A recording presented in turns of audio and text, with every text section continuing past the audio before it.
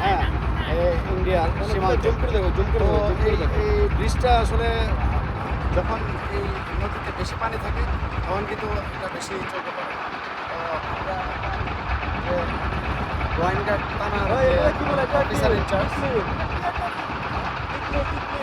ওইটা থেকে পাথরটা ওটা নাকি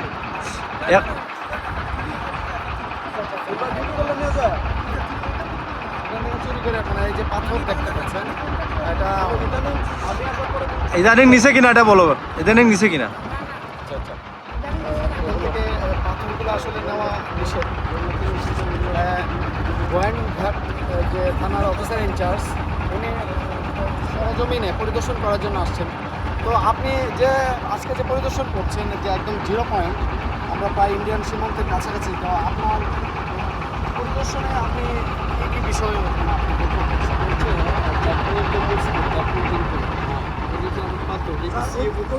আচ্ছা আচ্ছা